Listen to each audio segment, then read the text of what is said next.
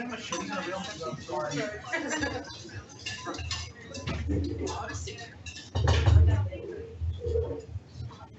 right, welcome everyone to World Refugee Day. Thank you everyone for coming and showing your support, and I hope you are enjoying some different types of food. I'd firstly like to thank Damien, Wendy, Craig and Kim for organising this, and also giving me the privilege to just have a quick chat to you all before I introduce our speakers. This is a topic that's really important to me and something that I'm very passionate about. You would have known from my last name that it wasn't the last name that I was born with, and I have the fortunate experience of living in a family, my husband's Sri Lankan, where life was very different for them than it was for me growing up. And just last week we were actually in Singapore, which is where he spent some of his formative years, spending some time with him and his friends. And his friends are from Pakistan and Iran and Bangladesh and Northern India. And we were there for Eid, which is the meal to celebrate the end of Ramadan. And we were invited by his childhood friends' parents to come and enjoy a meal. So I turned up and I was completely overwhelmed because a meal with them was a meal with 500 people over the course of 8 hours. And the room was filled with the most amazing stories. Amazing food, but amazing stories. And for anyone who knows me, I love to ask a question. So I spent a lot of time trying to just better understand who was in the room and what stories existed in the room. And there were wonderful stories of the elder parents leaving their country, their culture, their community for various reasons because they wanted to better their lives of their children and their families. And they have led a life of sacrifice to ensure that that was to happen. And some of them had the privilege of education, and some of them had the privilege of jobs to be able to leave and set themselves up. But some of them fled because they had to and they had no choice. And then to listen to that and then to sit down with my husband and his friends and to hear about their stories of what it's like to be the child who benefits from that sacrifice, but also holds the burden and the responsibility of that choice ongoing. And, you know, one of them had to come to Australia when he was 14 on his own and start to finish his high school degree. And then his parents basically had about 7 credit cards that they would just move money between to try and educate him in Australia. And from the age of 14 through to 26, his sole focus was to try and get security of an Australian passport. And couldn't work, could only be responsible to his parents who were just accumulating as much debt as someone would lend them so that he could have an education, so he could get a passport, so that eventually the whole family could come here.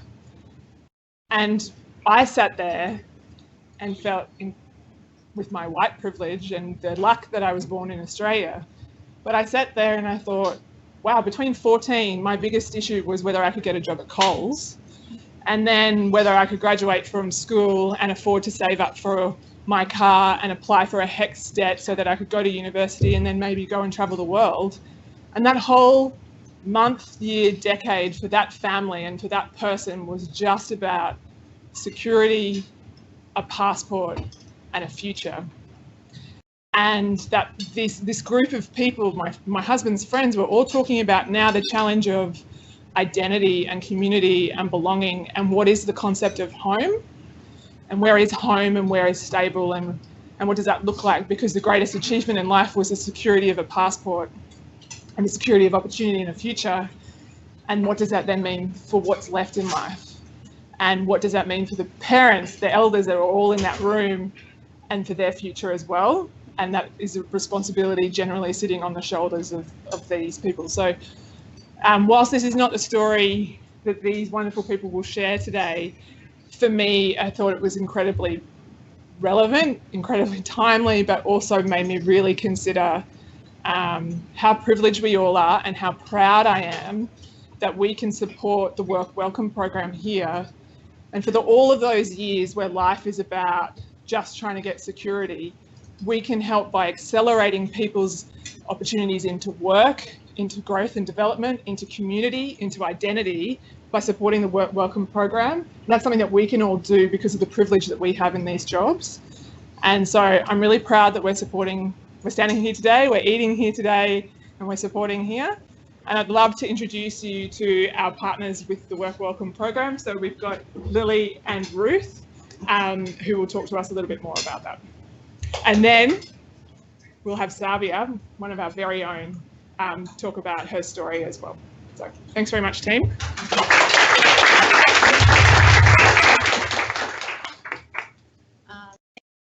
Having me and Ruth here today.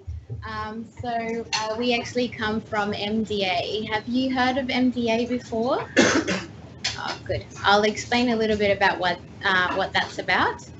But before I get started, I'd like to acknowledge the traditional custodians of the land in which we gather today, and I pay my respects to elders past, present, and emerging. And I'd also like to acknowledge anybody with Indigenous heritage who may be present in the room today.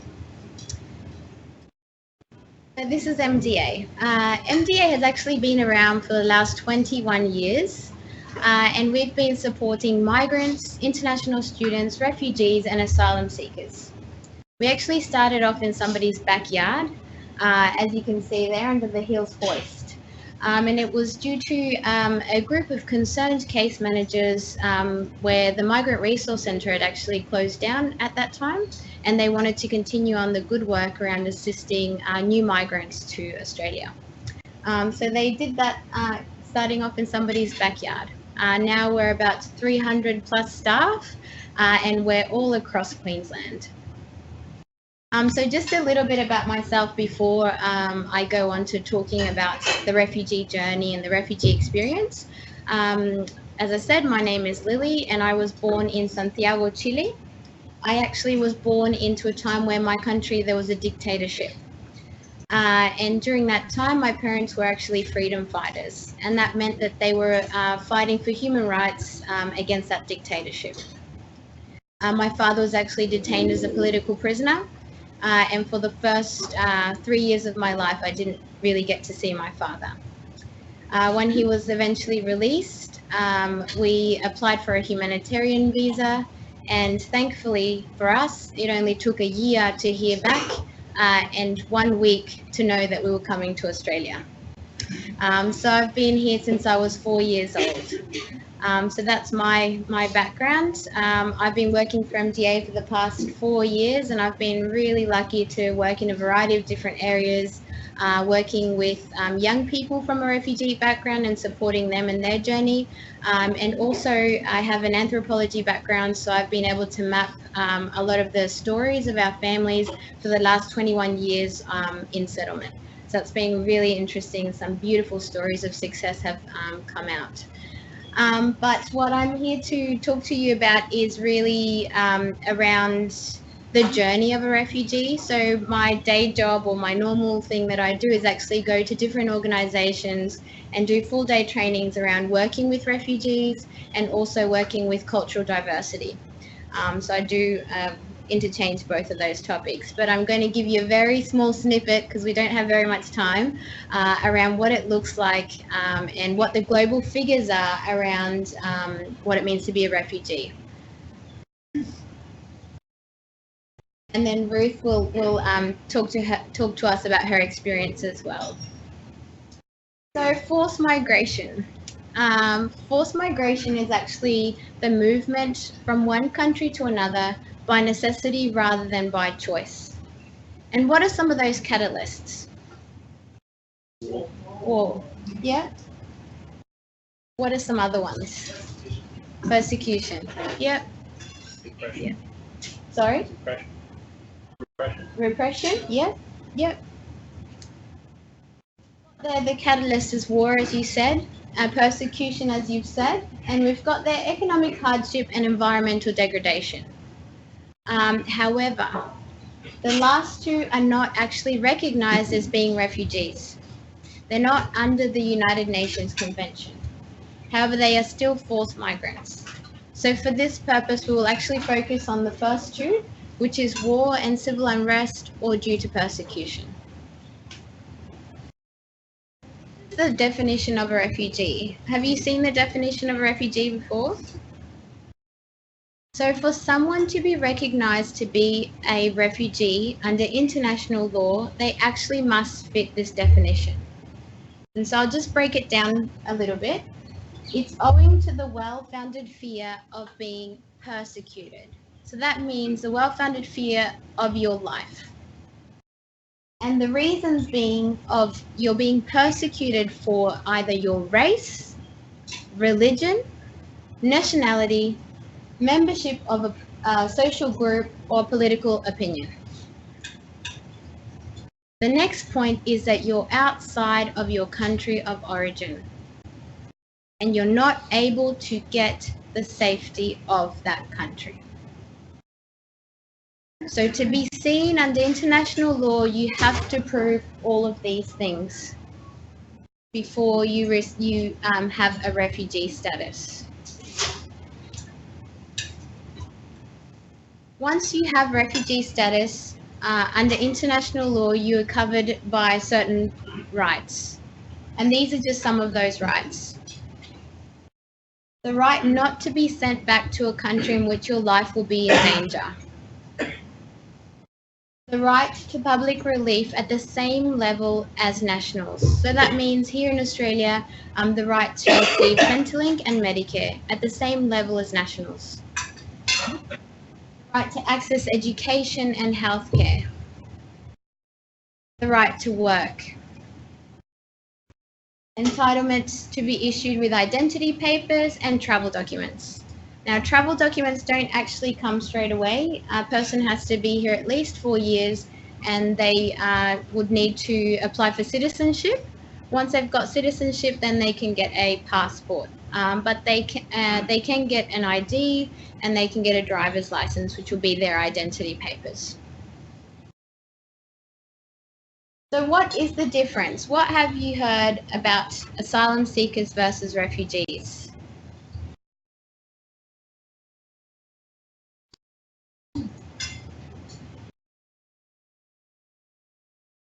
So what we normally hear is a lot of negative things in the media around asylum seekers, and particularly we hear that they are illegal. It is not illegal to seek asylum, and actually an asylum seeker is exercising their human right under the Declaration of Human Rights. A refugee person starts off as an asylum seeker the moment they leave their home country in order to seek safety. The only difference is that a refugee person has been assessed and been found to be a refugee, and an asylum seeker is yet to be assessed. Any questions about that? So these are the current global figures, and just bear in mind that it's 2018 figures, so by 2019, once those figures have come out, those numbers will have increased. So the current figures are that around the world, currently we have 68.5 million people displaced. Out of that figure, we've got 40 million people who are internally displaced. And that means that they have had to leave their home city, but have not yet crossed an international border. Now, out of those, you've got 25.4 million people who have got that refugee status. Out of that figure, it's actually 52% are under the age of 18. Now, then you have 3.1 million people who are asylum seekers. However, that number can never really be determined because that figure is actually people who have applied for refugee status. We cannot really determine the movement of people before they go to apply. Resettlement is only available to less than 1% of the 25.4 million people. Actually, 44,400 people are forcibly displaced from their homes each day. One person is forcibly displaced every 2 seconds.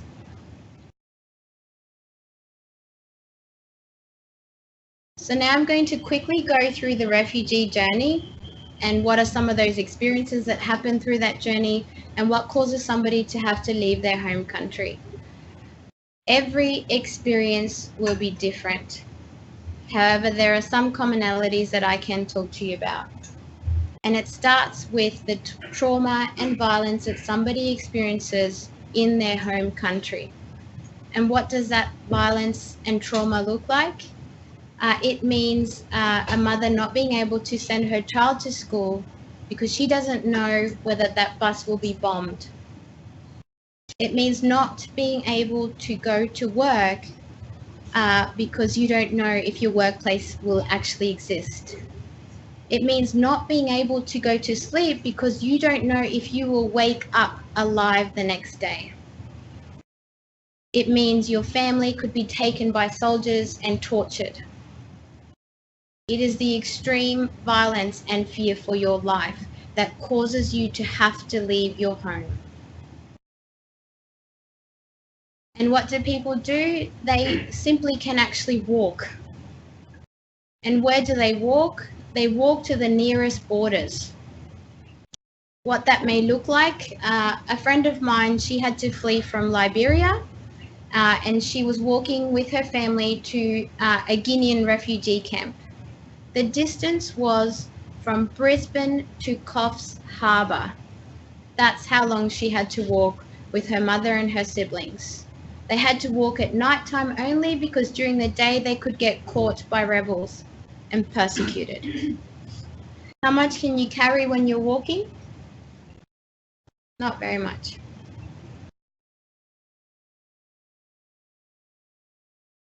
Some people also may take waterways, and I'm not talking about large international waters, just waterways in terms of traveling from one place to another. Again, extremely dangerous journey, and a lot of people may not know how to swim or deal with currents. Some people may have cars, and that's great because they can carry a lot of items in their cars, but they can actually be caught by officials and be sent back. The next part of the journey is when they arrive to the country of first asylum. And UNHCR have set up refugee camps in a lot of neighbouring countries where they know there's conflict. But the life now of a refugee is not that much easier. It's now all about waiting. Waiting to know what will happen next. It's about scarcity, very limited food, very limited healthcare, if any, and very limited education, if any. Remember how many people get settled each year? Less than 1%. So it's a long waiting. Some people may be born in a refugee camp, spend most of their life in a refugee camp, get married in a refugee camp, and have children of their own in a refugee camp waiting to be resettled. They're not always in the best of climates.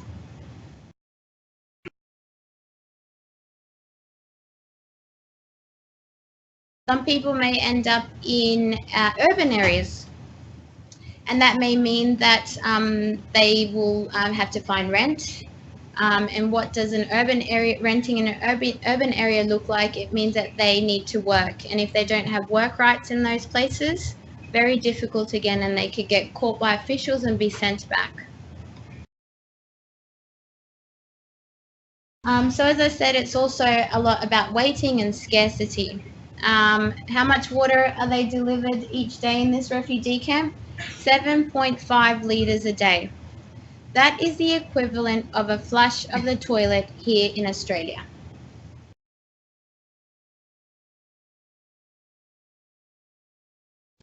Refugee camps are not always safe. At night time, the workers go to their home, to their safe places, and then that leaves refugee camps open to be raided by rebels, and the people most at risk are young children and women. So now you have a choice. Do you stay waiting for a long period of time indefinitely in a refugee camp or in an urban area? Or do you pay a smuggler and get on a boat and continue moving to the next country? That's what a lot of people do. So the refugee experience in that journey is marked with the experience of someone's in their home country and then in the next countries of first asylum. And those have consequences, emotional consequences and personal and social consequences. And what I want to bring out in this part is that the good work that you're doing around Work and Welcome is giving someone an opportunity to get their life started again. It's part of the settlement work and that settlement experience about getting their life started again here in Australia. It's helping people get back to normal. It's helping people feel like they belong. So I'll just quickly go, how much time do I have? Another 5 minutes? Okay. I'll just quickly go through the current solutions and then we'll let Ruth talk about her experience. So currently UNHCR have what we call durable solutions and non-durable solutions. So durable solutions will mean that somebody voluntarily chooses to go back to their home country, and that may mean that in their home country the conflict may have stopped. Local integration, which means that they will integrate into the country of first asylum, which means that they would have possibly work rights and rights to live there. Resettlement. Now, resettlement is the last option that somebody gets before those first two. If the first two are available, the person will never be resettled into another country like Australia. And then we've got non-durable solutions, which we see warehousing. And that's what I'm talking about when I say refugee camps. Involuntary repatriation, where conflict arises in those areas where the refugee camps are and they get closed down and people get sent back. And then secondary movement, which we saw where people get on boats and continue moving. This is what warehousing looks like. And actually the largest refugee camp, as you can see there, has almost 1 million people living in it. Those are the top 10 largest refugee camps in the world. This is what that looks like. 1 million people. Where do people go? Actually, the top hosting countries are Turkey, Uganda and Pakistan. And those countries are actually neighboring countries to current conflict zones. They're also developing countries. And it is actually estimated that this year an extra 1.4 million refugees will need resettlement. So here in Australia we have the Humanitarian Settlement Program, and that's what one of the programs that we do here at MDA is all around settlement and successful settlement for refugee families. This is how many we took in Australia-wide last year under that humanitarian program. So 14,825. So just remember, 25.4 million people with a refugee status. Less than 1% get resettled. And this is how many we've taken in last year.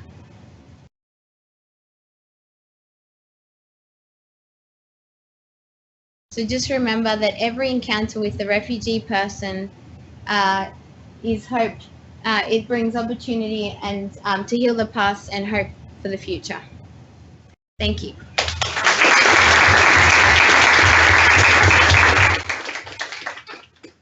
Now I'll introduce Ruth, who's been working with me, and she'll tell you her story. Hi everyone. My name is Ruth Najemba Kirungi, and I was born in Uganda. I moved to Kenya because of political problems in Uganda, because we have a dictator, Museveni, and because of other stuff as well. I've been with MDA for the past 1 year and 2 months. I came in Australia in last year at around April. And I've been working with Lily, with Miso, and other support workers who help us immigrants or refugees to fit in the society.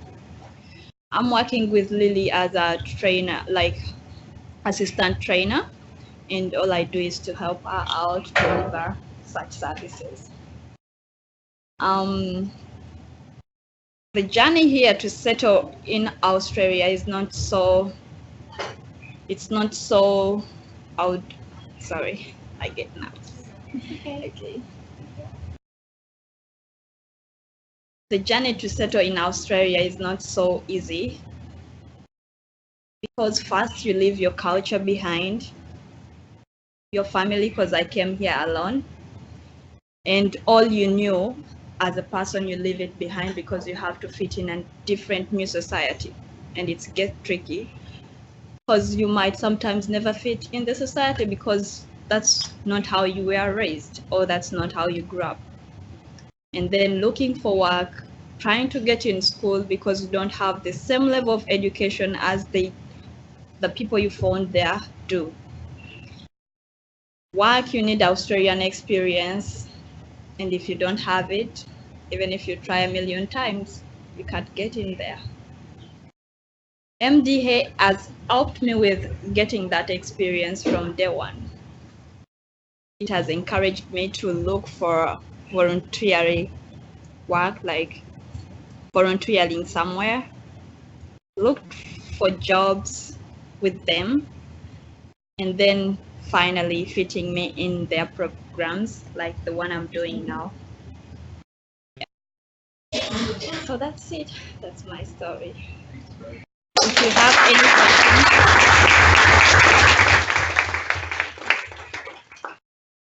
have any questions, you can ask. I'll be happy to answer them. Thank you. Yeah. I have a question. Yeah. Did you speak any English before your resettlement? Yeah, because in Uganda, English is a national language, but we only don't have accents.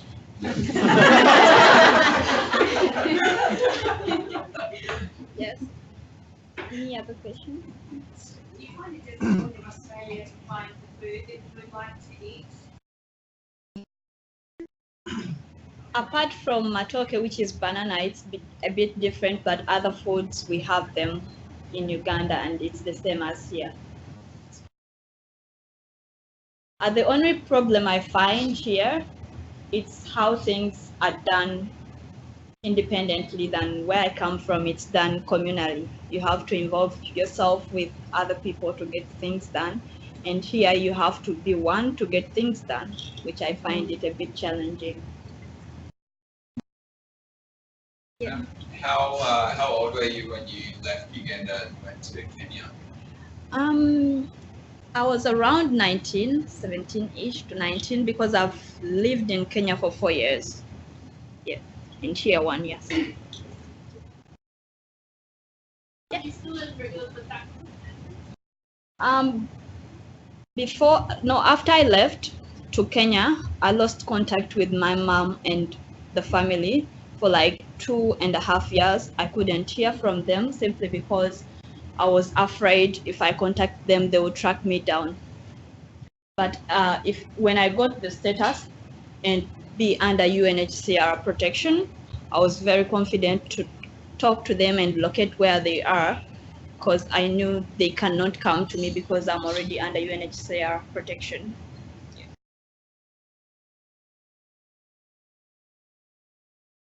Thank you. Oh, yes. Is your family still in Uganda? Yes, but they are trying hard. To come here or to just Kenya? To be safe, particularly, yeah. Your advice to Australians?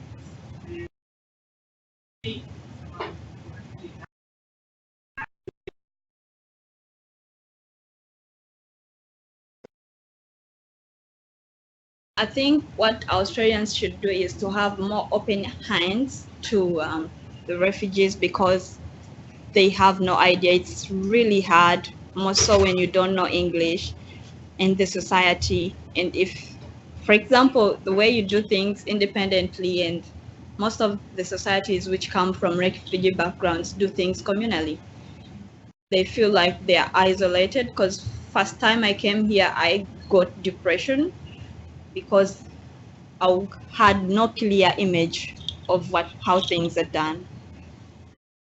And when I get there, starting to regain independency through going to classes with MDA to guide me how to do things, or to show me where things are, or involving me because they have those services, I started to at least feel a little independent. But again, still I need someone to go to with in a certain place in order to get things done. You know what I'm saying? So I would advise, or in my opinion, I would say Australians should start at least involving the community, not for my own self.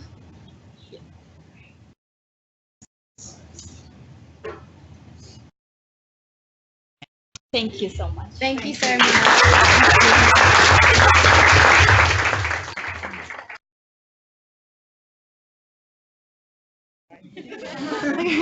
Hi everybody, I think most of you know me, and I'm Sabia anyway. I work in the finance sector. So my story goes back 27 years ago. So came in as a refugee to Australia, but first we were in Afghanistan, so I don't recall so much because I was only 2 years old. So there's not much of recall there, but my family decided to they didn't see any hope. There was war, and after war things are not looking good. So they said, no, we have to go, leave, just because four of us were young. And so they said, yeah, let's make the move to the next neighboring country, which was Pakistan. But making that journey and that decision was not easy, because they all had to, we had family, home, everything leave behind and just walk out basically. So it's difficult because when the decision was made, you're not allowed to leave the country. There's no flights, so you pretty much walk out of the country through the smuggling. So it was very risky, because if they'd seen any noise or movements or any sort of lightings, they'd just bomb you. So if you're children, adults, whatever, then that's it. So you're pretty much risking your life to make the decision.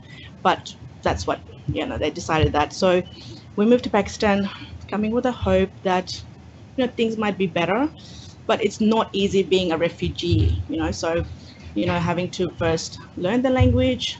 That was obviously a different language as well, and then starting from pretty much scratch. So that was a struggle. So 8 years or so we lived in Pakistan, and a lot of struggle. So then we ended up obviously moving out of there, all the difficulties, and I was so young, so I don't recall so much, but there are a few things that I still remember. Then I came to Australia, and so ever since then we've been in Australia, and yeah, it's been amazing. I would say that I would never take anything for granted ever since I've came. So just for me, the biggest thing was education, because back in even Pakistan, it's very hard to get education. So this was one of the things that really I just wanted to go to school. So it might sound a bit weird, but it's what I wanted. I wanted to go to school and I feel like I have a place to call home, because as a young child I've just been traveling, not having a place to say this is it. So having that, yeah, but it's a lot of struggle and a lot of that decision making and that risk that comes with it. So yes, definitely, it's the challenge doesn't stop there as well. So once you come to Australia, so you're safe, you feel that, and it's great. It's a great place. Then the challenge of learning a different language, so completely new language. I couldn't even say yes or no. So that's just so yeah, completely new language. So it itself, it's another challenge, which means you have to start fitting in. And like I say, I always say this, that being young, it's probably a bit more easier.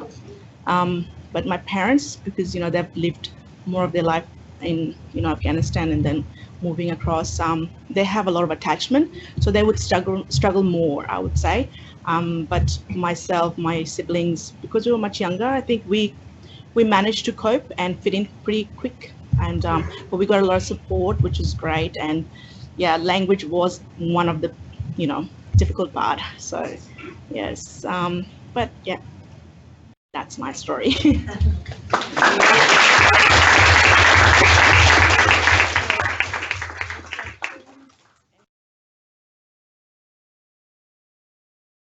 your parents work when they first got here? Like what job did they do? Not no, as in like they migrated to Pakistan. So because my dad was in military, so he managed to get something in Pakistan, but it wasn't like what he was doing in Afghanistan. Then when he moved here, he's been like struggling to get job because of English, so he had to go and learn English first. Then after that, like pick another field because he can't go into military and stuff. So then try and go into that. So he was more into the car, so mechanical side of things, and yeah.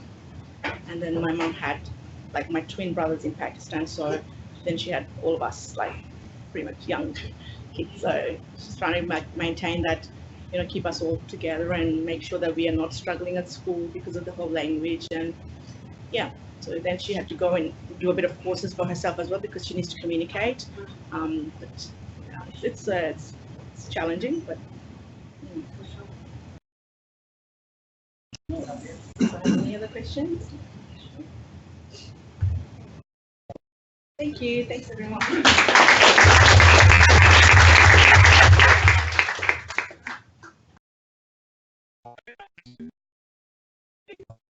Navia, thank you as well for sharing yours. Stand here. So I think you summed it up pretty well about what we can do. And I think the Silver Chef community is actually incredibly special. And I think that we probably just need to put our heads together around how we use this community and keep our hearts and hands wide open to continue to welcome people in and to give them a sense of place and support and hand up, which is what we're known for, right? So thanks everyone. I hope you learned a lot and yeah, enjoy the rest of your day.